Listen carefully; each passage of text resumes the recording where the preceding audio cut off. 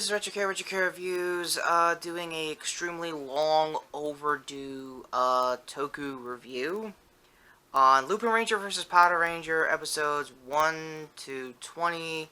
But before we get to that, I'm gonna need a couple explanations why this took forever to get back to doing Sentai reviews, let alone Kamen build reviews. Let's get to build first. Well, I don't know, for those who know me and this channel long enough, I do watch this alongside Reviewtopia's Toku Rift livestream. For those who don't know, it's every Sunday on their Twitch now. It used to be a bunch of other links, but I'll put the Twitch link below if you guys want to hang out with me and a bunch of my other commentating friends. Like, they're all cool. We do Toku memes, the whole jazz of it. It's really cool. I think on the build end, I'm up to date. I got up to episode 46. I think 47 came out either next or this week. So, I'm ready for that. I know Grease might be getting his ass handed pretty soon. And I'm not gonna lie, the guy, I'm warming up to the dude. I wouldn't mind pulling off that bomber jacket. But if it's a chase situation where he's gonna die, I get it. He was a prior comrade in another series. My best guess is Kiva. My battery's really low, so I'm going to try to keep this brief for now on the build explanation. The other reason, since we're talking about Grease, the biggest elephant in the room, his stunt actor passing away this year.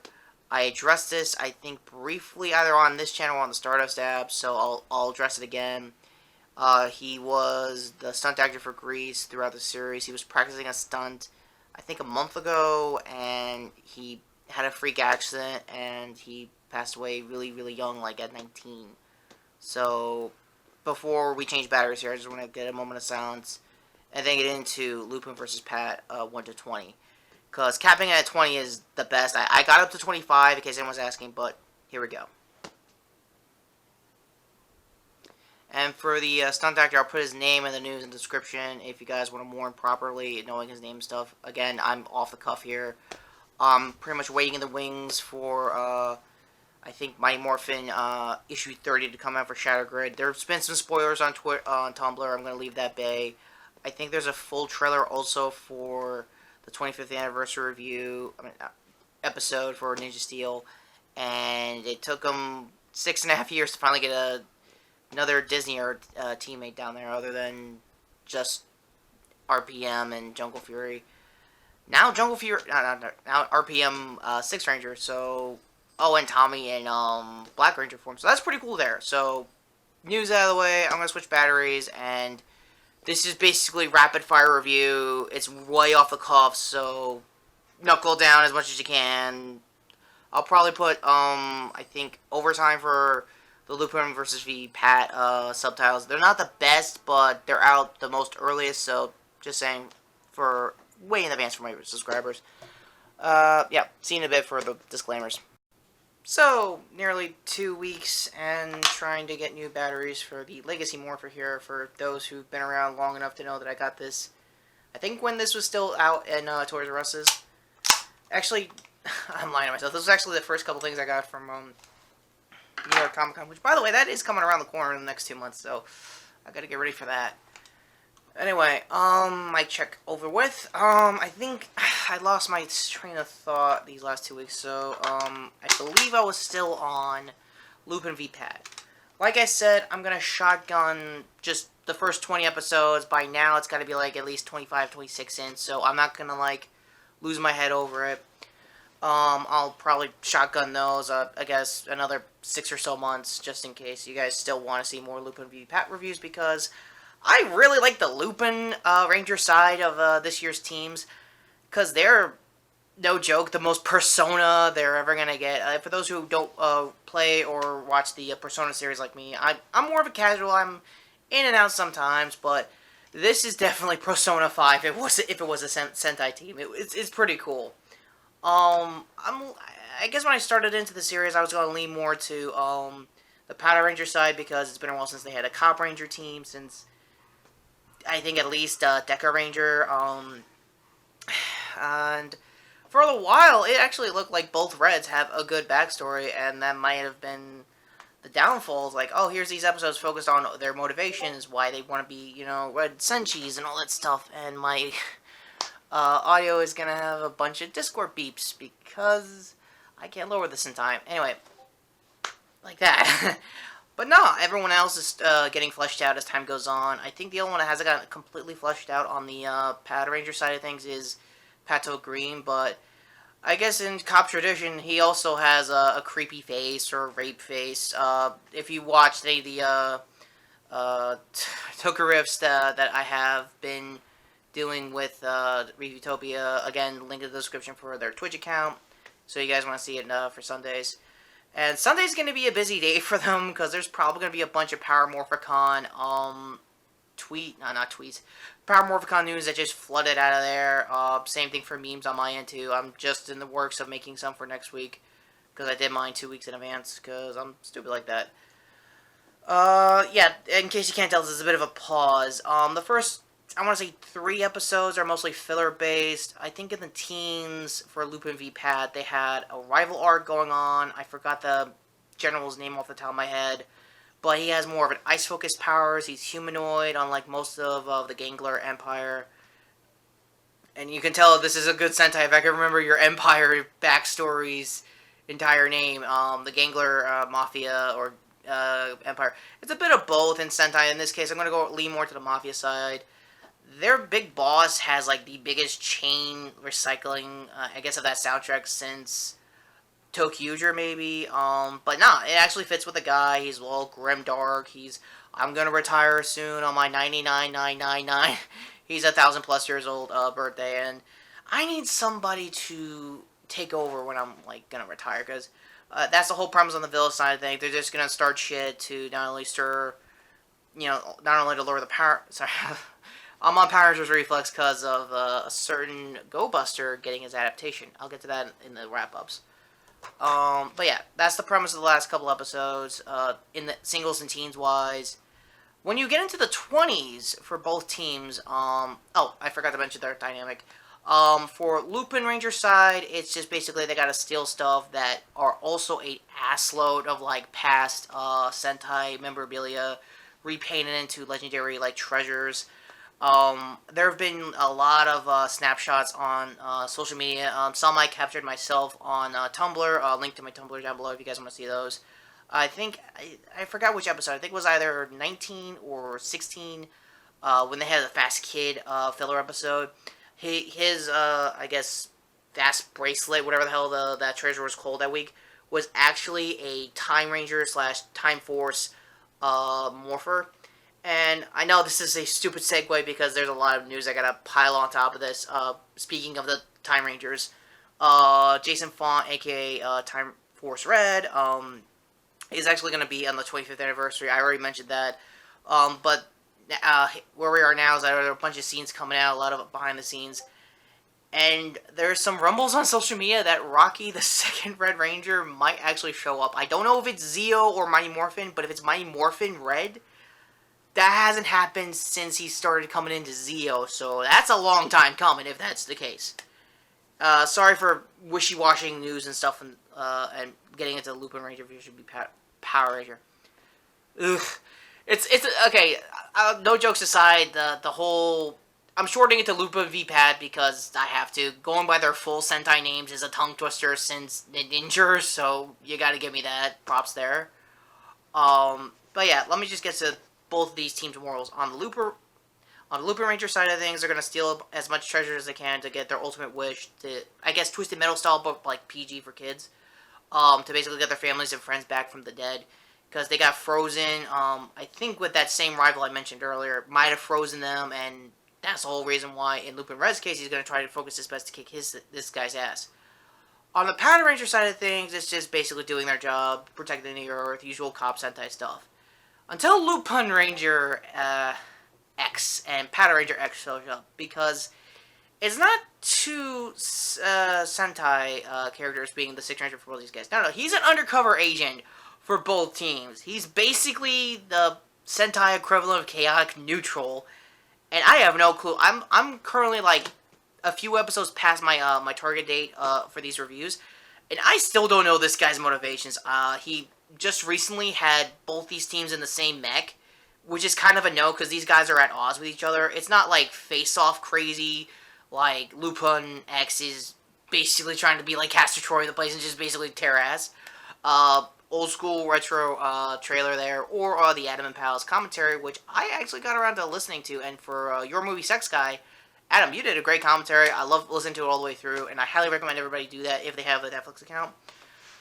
Shameless plugging aside, and me jumping around spoilers, mainly due to most of these episodes are filler-based episodes. Most of them are the Lupin Rangers trying to hide their identities from patarangers because they are currently off suit-wise in the show. They're kind of their regulars at their restaurant on the Lupin Ranger side of things, so it's kind of more precedent that they have to keep their cover as long as humanly possible. It's almost close to being like Breaking Bad territories of trying to stay face and like hidden in plain sight kind of stuff. Not in a Japanese kids show kind of sense, not in like Breaking Bad kind of sense. But it's gotten up there. That's pretty cool.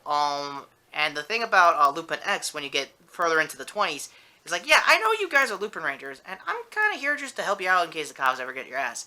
And on the pataranger side of things, I'm an undercover agent. I know who these guys are. I will give you all the tips you need. I'm from France. I got things. He's got a good story on both ends. Like, I don't know who's he lying to the most. My best guess is probably the Lupin Rangers, because, I guess the old proverb, there's no honor among thieves. And that would be cool, but I don't really know where his loyalties lie. Like I said early on, he's chaotic neutral. He can do whatever the hell he wants for all I know. So, in case you can't tell, to rate all these past 20 episodes of Lupin v. Pat, 10 out of 10, I highly recommend it. I recommend watching the Sentai, I recommend watching TV Nihon, Overtime, whatever subs you are comfortable with, I highly recommend. I'm going to put the Overtime link down below. For two reasons. One, I was going to do this when the show came out and just put the TV Nihon link, but as time went on, I got used to the Overtime link, and I kind of needed it as quickly as I can so I could get this full compilation review done. And another reason why I want you guys to go support Overtime for a couple weeks is because they're just reforming their site. They're starting from the ground up.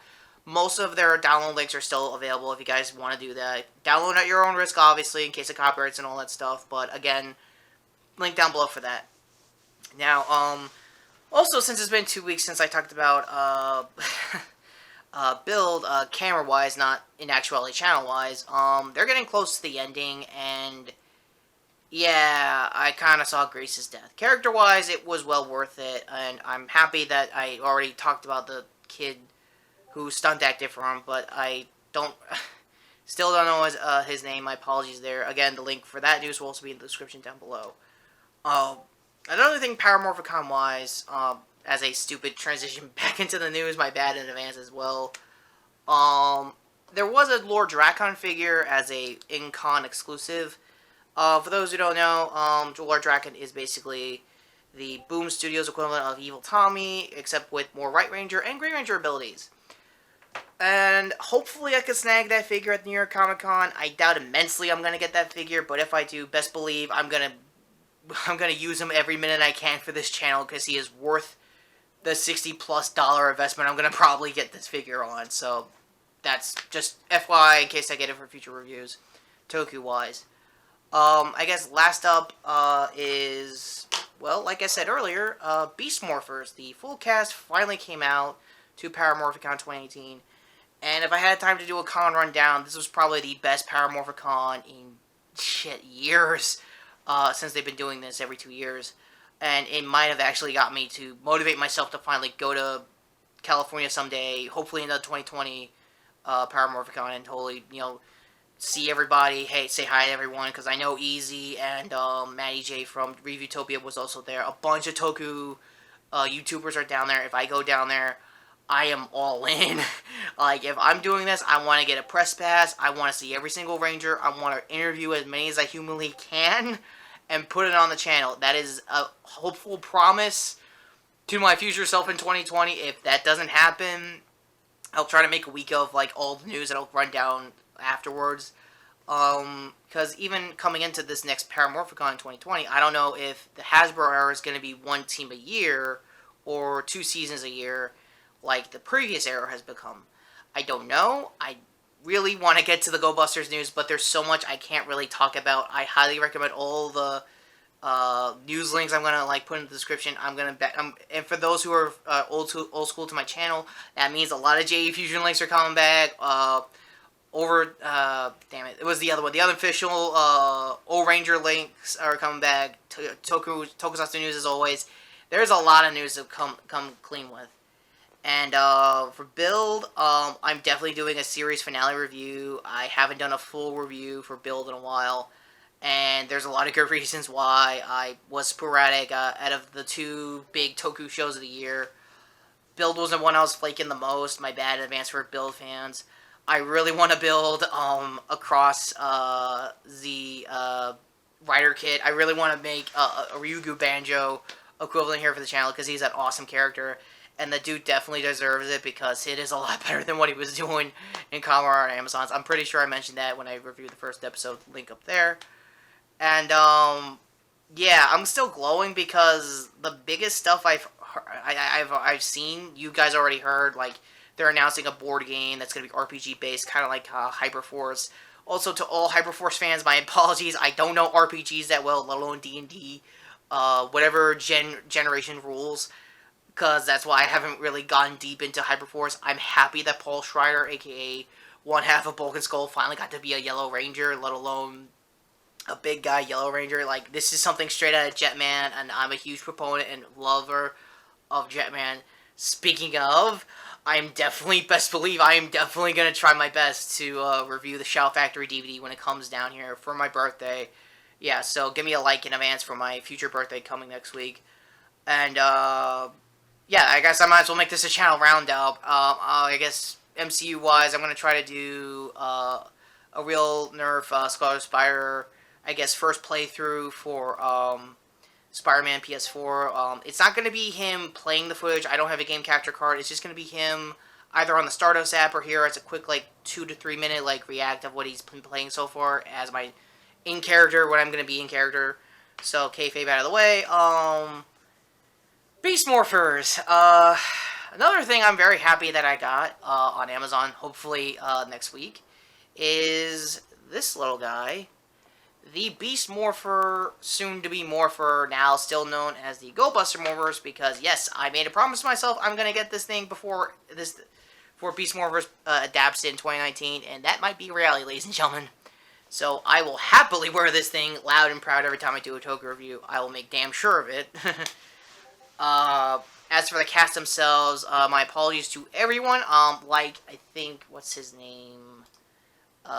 Infinite Attitude. I'll put a link to his channel. He butchered the names. I'm not going to mention the names of the cast due to the grounds that this is their first time ever being in a Power Rangers entity, let alone, I guess, mainstream acting, so I'm not going to diss them on their names alone. I'm happy for every one of them. I'm especially happy for the red, soon-to-be Beast Morpher Ranger, who is going to be a African-American actor playing him. There hasn't been one since RPM. I'm a huge fan of RPM since then. I'm happy that the RPM Red Ranger went on to being a character in Jessica Jones, linked to my old, I think, Season 1 review there. And yes, I will also try to get to Luke Cage and Jessica Jones' second seasons. I might make it a double review, which also means I'm probably going to try my best to get their Marvel Legends figures to, I guess, in-character whale me and stuff. As you can tell, I'm already rambling. Power Morphicon was great. I rambled on a bunch of news. There's a lot I haven't got into, like the Boom comic side of things. Beyond the Grid looks freaking amazing. I think Heckle is finally going to be what the Dark Ranger we've all wanted him to be since Dino Charge. If anyone remembers the summer movie from Q Ranger's End, you know what I'm talking about. The color swap is definitely going to be an episode of its own because I'm going to need a lot of my Morphin Legacy figures before the Lightning... damn it, I think I'm going to call it for the time being the Lightning Storm figures come out because that's going to be Hasbro's official Marvel Legendized, sculpted